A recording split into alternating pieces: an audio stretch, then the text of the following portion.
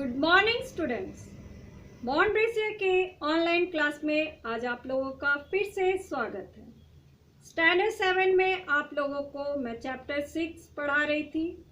कल मैंने आप लोगों को क्या बताया था? राजेंद्र प्रसाद जी की माता के बारे में। उनकी माँ श्री कमलेश्वरी देवी धार्मिक विचारों वाली महिला थी। वो राजेंद्र प्रसाद जी को बचपन से ही रामायण और महाभारत की कहानियां सुनाती आ रही थी, तो जिसका प्रभाव राजेंद्र प्रसाद जी के व्यक्तित्व पर भी पड़ा। उसके बाद हम लोगों ने कल पढ़ा कि राजेंद्र प्रसाद जी की प्रारंभिक शिक्षा छपरा के जिला विद्यालय में हुई थी। उससे पहले मात्र 5 वर्ष की आयु में वो फारसी पढ़ने के लिए मदरसे भी गए थे। उसके बाद उच्च शिक्षा के लिए वो कहाँ गए? उच्च शिक्षा के लिए वो कलकत्ता के प्रेसिडेंसी कॉलेज में गए और उसके बाद उन्होंने डॉक्टरेट की उपाधि भी कानून के क्षेत्र में प्राप्त की। उन्हें बहुत सारी भाषाओं का ज्ञान भी था। आज चलिए हम लोग देखते हैं इस चैप्टर में आगे उनके बारे में क्या जानकारियां दी हुई है। तो आप लोग सभी पहले अपने बुक को ओपन कर लीजिए। तो कल मैंने पेज नंबर 44 में आप लोगों को फर्स्ट पैरा यहाँ तक पढ़ा दिया था। आज हम लोग यहाँ से पढ़ेंगे।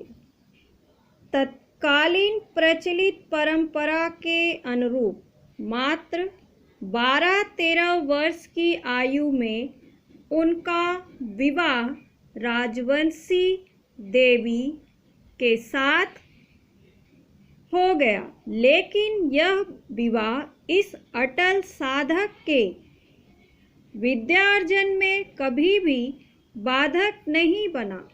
उनकी पत्नी उनकी अनुचारिणी सिद्ध हुई। वे निरंतर परिवार की देखरेख तथा सेवा में लीन रही और पति की ही भांति परोपकारिणी, दयाधर्मिणी तथा कर्तव्यनिष्ठ रही।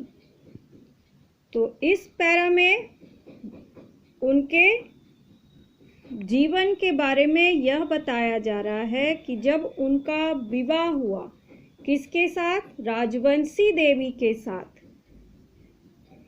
तब उनकी उम्र मात्र 12-13 वर्ष की ही थी। उनकी पत्नी जो है वो इनके विद्यार्जन में कभी भी बाधक नहीं बनी। विद्यार्जन का अर्थ आप लोगों को समझ में आ रहा है? मतलब जो इन्होंने विद्या प्राप्त किया, विद्यार्जन यानी विद्या प्राप्त करना, उसमें कभी वो बाधक नहीं बनी। वे उनकी अनुचारिणी सिद्ध हुई, यानी हमेशा वो उनके पीछे चलने वाली थी। जो कुछ भी वो कहते उसमें वो हमेशा उनका साथ देती थी और निरंतर यानी लगातार परिवार की देखरेख तथा सेवा में वो लीन रहे और पति की ही भांति वो परोपकारिणी थी, दयाधर्मिणी और कर्तव्यनिष्ठ भी थी। यहाँ पे है कर्तव्यनिष्ठ रही, यानी जो गुण उनके पति में थे उस गुण को उन्होंने भी अपना लिया। परोपकारिणी का अर्थ परोपकार यानी दूसरों का उपकार करने वाली, दया के अंदर उनके अंदर थी। धर्म से जुड़े हुए सभी कार्य वो करती थी और साथ ही साथ अपने प्रत्येक कर्तव्य को भी वो भली भांति निभाती रही। तो आज आप लोगों के लिए बस इतना ही। उसके बाद नेक्स्ट डे हम लोग दूसरा पैरा पढ़ेंगे और आज आप लोगों का होमवर्क स्पेलिंग का है। revise chapter 4. Thank you.